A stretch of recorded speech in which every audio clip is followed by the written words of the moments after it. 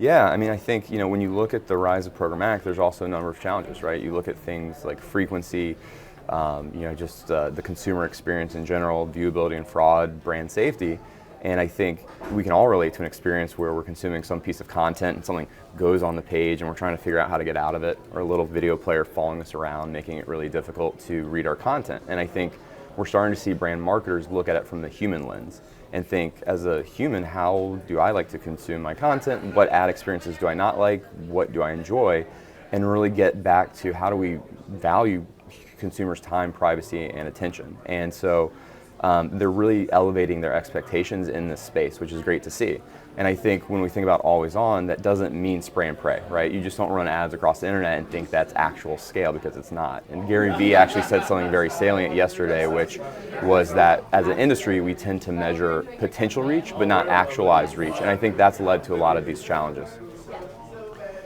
Andrew, it's exciting about MediaMath. Tell us about the rollout Yeah. and where that stands and in terms of the whole Infillion offering, and what can we expect? Yeah, well, it's really exciting for us. It's pretty recent since the acquisition, but I couldn't be more excited for the future. I think we have a real opportunity to build something with and for our client partners where you don't have to have that trade-off that you've historically had to have in the programmatic space.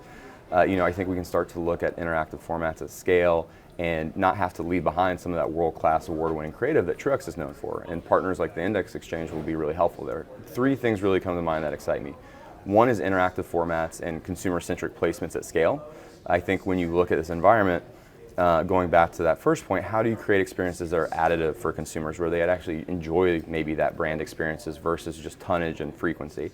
The second is first-party data. There's a ton of talk about the deprecation of third-party cookies, and within Infillion we have two really unique first-party data sources. So the first with Truex, our Value Exchange interactive ad product, where consumers can opt in and interact with the brand to remove commercial breaks or access paywall content. We can do that same thing but with survey data. So now we can collect behavioral, psychographic, all in a cookieless first-party opt-in fashion. Then with our next product is first-party opt-in location data. So consumers, if they're checking in to a leading hotel, would opt in to share their location in exchange to access their digital room key.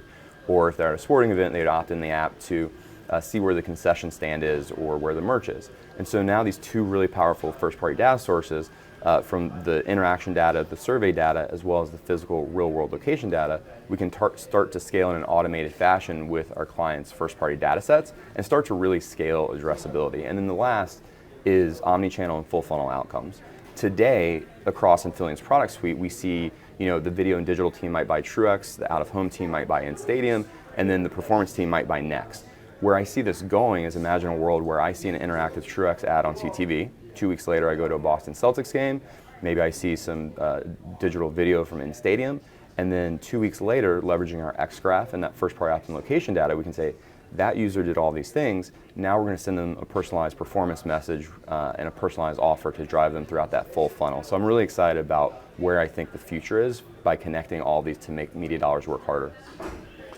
So what emerging trends do you see coming up that you've sort of picked up here and that you expect to hear going into the upfront? Yeah, I mean, three things I'm really excited about. One is women's sports, right? There's growing investment and interest, and rightfully so. I think within our in-stadium product, we've been really focused on how do we build custom and flexible packages for our clients, where they just provide their inputs, like geos of focus, sports of focus, and then we can do anything from digital video to TV visible signage, all the way up to experiential on-concourse or on-field activations, similar to what we did for MediaHub and Netflix, where we created a first-to-market immersive 3D experience on ice, a la what Truex is known for, and then we distributed it across NHL arenas. The second, I think, is CTV, right? It's not over yet, right? More and more of that content consumption is happening there. The majority is happening there in the living room. And it's not a linear medium, right? It's interactive and on-demand, so we need to think about it a little differently in terms of, it's not just a VCR play, right? You don't just slap a QR code and add 4 or 6 and expect any more attention, or that, oh, well, that's interactive. And so I think some of the things in that space we're really seeing a focus on is measurement, addressability, the innovative and interactive ad formats. The last one is outcomes and flexibility. So historically, I think we've seen in the upfronts that it's largely about slate releases, ratings, GRPs, and rates. With a lot of this content consumption moving to interactive and on-demand formats, we're seeing that focus shift to how do I focus on brand outcomes, how do I focus on zero-party data addressability, and these innovative and interactive formats, which again, Truex and a lot of our products within Infileon are known for.